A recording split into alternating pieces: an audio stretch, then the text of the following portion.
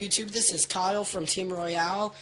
Me and my teammates, Joe and Miguel Chavez, we went to a 3v3 in Maitland, Florida. We played 7 rounds and came out in first. We got 41 packs, and we're here with Joe's Watt deck. Yeah, first of all, it's called Aggro Watts. By the community knows it, which is terrible because all I do is summon a monster, attack, and pass. So it really should be called Stun Watts, especially when you convert into stun, which is what all of them do. So the deck list, real quick, honest, because all the monsters are light. Speaking of light monsters, you got 3 Watt Giraffe, 3 Watt Cobra, and 2 Watt Pheasant. I only played 2 because I wanted an extra card cardy, which I'm going to get into in a second. Also, it kind of helps in some of the matches. But those are it for the Watts. You have 3 card cardy and 3 Thunder Seahorse. Thunder Seahorse, obviously like the engine of the deck. Discard, search 2. Next turn, discard, get 2 Cobras, and like that's pretty much it. And while you're doing that, you can be summoning card cardies for extra pluses too, because since Seahorse is thinning the deck by so much. That's it for the monsters. The spells, pretty generic for this deck type. I run 3 Messenger apiece. It's ridiculously good against pretty much every meta deck out there right now. It pretty much helped me win almost every match that I won. You got Dark Hole, Monster Reborn. I don't run Heavy Storm because I run back row, and that wouldn't help me. So you got 2 Duality. You got 2 Lance. It helped me when I was able to save Cobras from D prisons and stuff, and which really helps. Also, I could save stuff that I side deck from Soul Takers and Dark Holes and Mirror Forces, which we'll get into in a second. The traps, ridiculously generic. You got 2 Bottomless, 2 Fiendish Chain, Got your 2 chains. 2 Mirror Force, 2 chains. 2 Chains. You got the 3D Prisons. You got 2 Torrentials. All right, this is where it gets crazy. You got the Solemns. That's not where it gets crazy. This is where it gets crazier. 3 Starlight Roads. I'm tired of losing to Heavy Storm. All day people will Heavy Storm me and then swarm the field. And I'm like, all right, I'm running Watts. I'm not coming back from that. So I put 3 Starlight Roads in to hit the heavies, which was awesome. If they didn't have the heavy, I felt free to summon another monster, attack into 2 back row with 2 attack position monsters. Whatever. I don't care about Torrentials or Mirror Forces because I have the 3 Starlight Roads. Was it ever dead a lot? It was only dead one time. I had whole monsters in my hand, and then I drew it as the only trap card. So yeah, I couldn't set like 2 trap cards because it was the only trap. I was just really bad at drawing. It happens. Yeah. So the side deck, which is what wins almost all the games. Of course. You got 3 Banishers because this converts into like a stun, which is ridiculously good against water because most people side macro. Cool. If they MSC your macro, you lose. Now, I'm going to have back row plus Banisher, so they need that same MSC they would have for macro, plus a monster to run over Banisher. So it gets a little more combo-y. They have to have like the perfect combo to get out to it. And they probably have to have 2 MSCs, because I'm probably going to have more than 1 back row. 3 Fossil Dyna, same thing against with Banisher. It helps against the water matchup. Kaiku's, auto-win against the Chaos Dragon decks, so they can't drop Chaos monsters. Unfortunately, they didn't face any. DD Crow for Gishki, and Insectors. I sided this in 0 times. Too. Dark Woods are alright, but mostly for Insectors, so I don't have anything for them. But I didn't see any of those, so I didn't side those in. 3 MSTs, I wanted to side this in because it's Ghostware. If you've seen my other video, Ghostware wins games. It's a stall factor. They can't see the cards, so they have to read it. You go into time.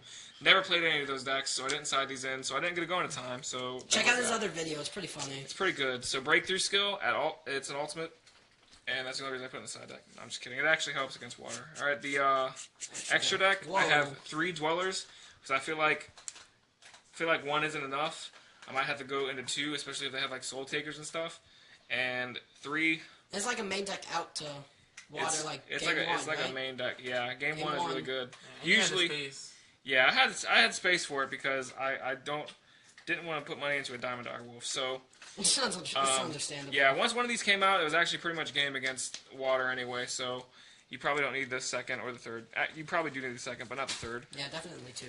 Blackhorn, Gaga, these are my other burners that I go into for fun. This is pretty good. I got rid of that Abyss Tooth, whatever that one is. Abyss Teus, yeah. Abyss Teus, yeah, that has 1700. I was actually sent it to the graveyard, so I didn't have Exceed materials. And that was actually pretty legit. And then Gaga Cowboy helped me win one of my matches too. Yeah, Burning. Burning wins games. Star Liege, Watts are light. This is light. That's how it works. Never win into these. So Utopia and Utopia Ray. This is cool because they can summon on top of each other. And that's just Therio because I never played them. So Shockmaster I went into like once or twice, and I don't remember if it helped me win the game, but I think it did because when you put that much Exceed materials into a Shockmaster, when they don't float, they might float. And I'm going to go on because I don't care anymore. So Papillipitative and Steel Swarm Brooch are good. Play them. Stardust for my Starlight Roads. That Ghost Stardust stall Yeah, factor. that's how I bring it out. I bring it out first, and then like I can't read it. So then I bring this out, and then if I activate my third one, they're gonna have to look at this ugly ultra rare. If you activate your third one, it should probably be game by now. Yeah, I don't know how I've activated 3 in one game. I've activated 2 in one game. It happened multiple times. Not this tournament, but it's happened in life. So that's my deck. Let's get to the legit decks here. Miguel Chavez, Kyle Chin with actually some crazy decks. First, we're gonna go to I don't know who we're gonna go to the Miguel Chavez over here is running some crazy Chaos Dragon deck that you've never seen before in your life. So let me go ahead and get over here. And I was actually not sure if we are going to do good or not because I really didn't playtest this deck at all. It's all ethereal. So I went off with the generic Lightsworn stuff, Lilas and Raikos. You just need the mill and you need it for the solar recharges. The 2 troopers for the mills and the outs to like Thunder King Riles and stuff like that. All these things were actually pretty good. I thought the Raikos were going to be a lot worse than they were. I went with 2 tour guides. I don't play Night Assailant because it's really bad and I just don't need those bad cards in my deck. For the tech cards that I decided to go with, I went with 2 Eclipse Wyvern. It was never really dead because I put a lot more targets in for his effect. I also played a Zephyros, a Birdman, and a Level Eater. These are all pretty good at one time for the things that I teched in. This was my win condition today. Triple Light and Darkness. Basically, Zephyros and Birdman and Level Eater. Zephyros and Birdman help to recycle my Light and Darkness when it gets low on the gates, and Level Eater helps. And Level Eater helps for the tribute fodder, and Eclipse Wyvern to search it, so I can do it more consistently. Then I have the generic stuff like Dark Armed, BLS, Chaos Sorcerer. You know, the cards that are just too good. Top deck them and win. Also, the generic stuff: triple Dark Flare, triple Light Pulsar, a Darkness Medal, and then my OTK stoppers. I played 1 Tragodia and 1 Gores. I went with 1 Tragodia over 2 because if you draw 2, it's really bad. So it's really not worth it that much. If I really am scared of an OTK, I can just overcommit to the field. And if they got the Dark Hole in the OTK, then I was gonna lose anyway. For my tech spells, I played Foolish Burial so that I can get either Eclipse Wyvern, Zephyros, Level Eater, or Light Pulsar to the grave. It was really good. It was never dead. It was actually a lot more live than I thought it would be. Like, Ethereal actually worked like this one time for me, so it was pretty good. I played Triple Upstart Goblin, also Ethereal Tech. I thought it would help with the consistency because some of the cards that were in Chaos Dragons got limited, obviously, a long time ago, and no one's played it since. Banned? You mean like Future Fusion? Like Future Fusion and Darkness Mode are going to 1, Chaos Sorcerer going to 1. So I thought it would be a little bit more consistent if it was a 37 card deck versus a 40 card deck. It really helped a lot. Let me get to my solar recharges and let me get to my Lightsworns when I already had the solar recharge. For the draw power, the generic stuff, Allure, Charger Light Brigade for Mill and Surge, and then the solar recharges. As far as the staple spells, the only one I decided to go with in the main deck was Monster Reborn. I just didn't really like Heavy Storm, nor did I like MST because when you play water, they're not as live as they could be. And yeah, sometimes you can MST a Sphere, but that's just not good enough to play. There's a lot of better things you can be doing. And it's also like if you mill your heavy, then the stun deck can just go and set 5. So that's another thing about it. Like, my theory behind it was like if you mill and you start milling and solar recharging an Upstart Goblin, and they see the heavies in the grave, they're gonna overcommit. And the same thing with the Dark Hole. You play water and they see you mill your Dark Hole. What's stopping them from spamming out, making Abyss Guiles, making Big Eye? There's no fear of anything. At least if they don't see the mill, I could hypothetically have it. On to the extra deck. For my tour guides, I played Zen Mains, Temple, Levier, Leviathan. The only ones I ever went into were these. The whole day, never went into any of these. Barely ever drew tour guide. When I did, it was an OTK. It was so good. I always had a lot of Chaos Monsters, obviously, because I was playing the triple Dark Flares, and I could search like Dark Arms and stuff with his Eclipse Wyverns. Onto the rank 4s. Piss Sweller. That was like the only like generic thing that I put in just, for the free wins against water. I decided to go with Diamond Direwolf because sometimes I could like summon a Lila, pop a back row, drop a Chaos Monster, Zephyros bounce it, make a Diamond Direwolf, pop another back row, drop another Chaos Monster, and then like try to go for an OTK.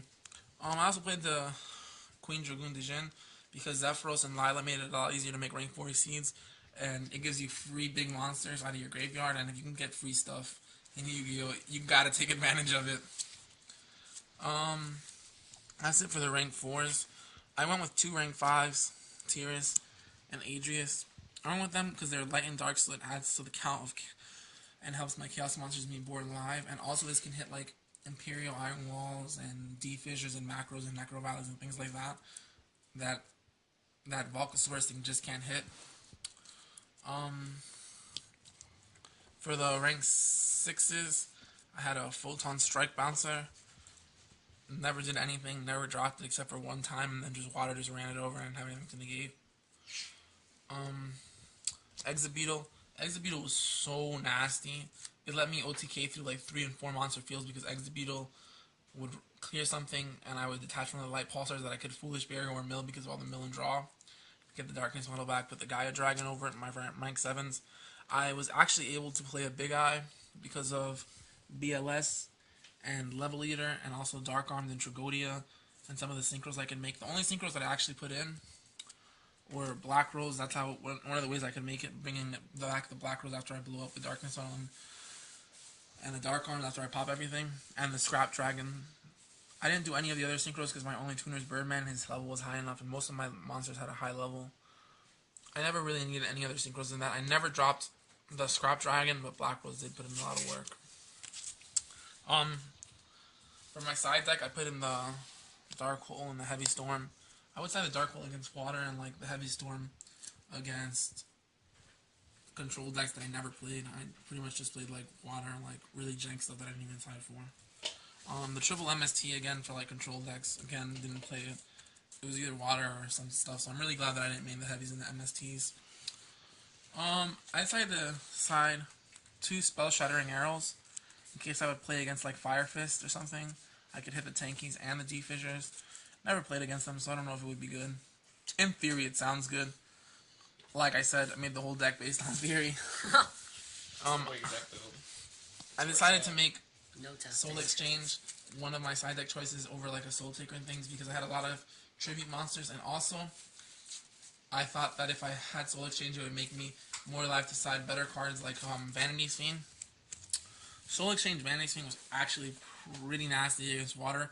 Every time I dropped it, I won.